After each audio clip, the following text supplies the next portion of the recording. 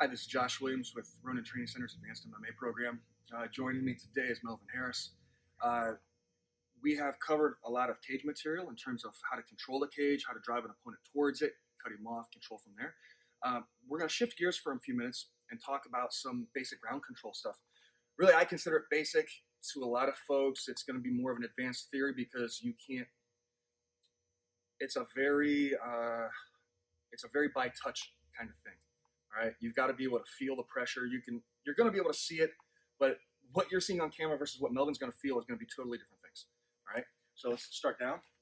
Let me be in your guard. Okay. So first things first, as far as an MMA look, when I get into an opponent's guard, I got to realize that if he's got any submission awareness on his back whatsoever, there's going to be certain things, if he's going to fight a submission game, that he's going to be hunting for immediately. Primarily, that's going to be head control, hand control. All right, so he's going to be looking for this. Now, I can make this job way easier on myself a couple different ways. Number one, the most basic way would be, as I get the takedown, assuming I got the takedown, Melvin didn't just pull a guard on me, that I pass guard on the takedown. I don't even have to deal with this. I can circumvent it altogether. Okay, that's awesome. If I can get there, this assumes that I'm not. All right. The second thing would be, okay, I'm coming down into closed guard, but I make sure that as we're coming down, I manage to get my head and my hands under control first. All right, I'm proactive with hand fighting, head fighting. Okay, but we're going to start from the very worst position. I've buried my head off the double leg. Melvin immediately ties up my head and hunts for an overhook. Okay, now I need my head and my hands free. If I can't get, number one, with my arm trapped and my head trapped, I can't simply just pull my head out. Melvin's going to be able to keep my head down. I'm going to burn way too much energy forcing and fighting to get just my head free. All right? So whenever I end up in these situations, my first concern is always worry about hands. Get my hands free first. Use my hands to free my head. Okay? So he's got the overhook here. I'm going to reach out with this overhook hand, turn it palm to the ceiling, bring it back to the hip, and I'm going to roll it to the inside.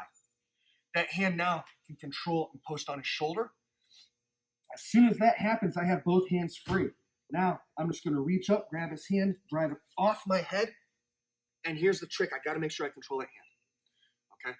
I'm not super concerned if he has one hand free, but inevitably that hand typically tries to come over and save him, and I can get the other one. Once I've got both of his hands trapped, here comes the hip pressure. Okay? I call this the kickstand series. I don't want to simply stand up in Melvin's guard.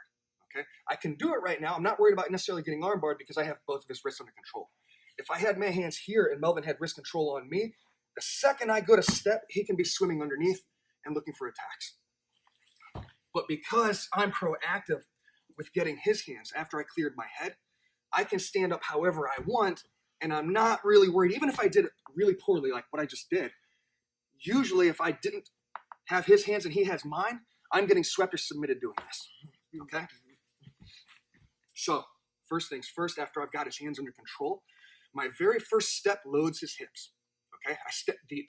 So, when I step, my knee isn't back out here, and you see all this space in between my hip and his. I'm going to be loading his hips under my hips. So, the very first step, it drives in. You see now, I've got his hip lifted. There's pressure. He can feel it going through this leg all the way through to his opposite shoulder. My next step is going to load this side to here. You notice my knees and my thighs are pinching in and controlling his hips.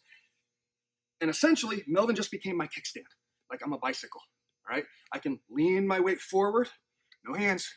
He's holding all my weight because of good hip pressure and good balance. My knees are now controlling his body. The best part about it is I don't have to deal with hand fighting anymore. My hands are free to do damage. Now, at this point, I can punch over the top, and he either keeps his legs like this, trying to control me ineffectively, and I can just punch over the top, or he'll try to bring his legs in front and be active with them, in which case he gives me easy access to his feet, and I've got easy passes. Passes from here, I got a whole bunch. I can drop down to a double underpass, where I just go under, drive the weight up, turn the corner, come out the side. I can do from the kickstand. I'm here. If I feel Melvin start to push back, I can do a leg drag pass where I come in and immediately hit knee on belly, I have numerous passes where when his legs come in front, this is actually something I saw Vitor cover the other day. If the guy's legs are back here and I want to get the legs in front, same thing as we do, I push my hips forward, brings the feet right up in front of me. Now all I have to do is redirect, and I come down to a leg weave position, okay?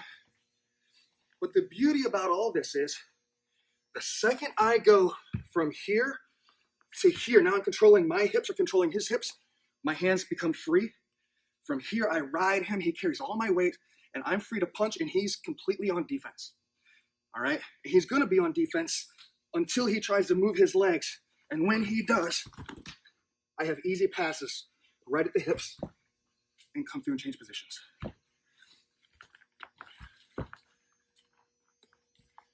It's part one of our kickstand series.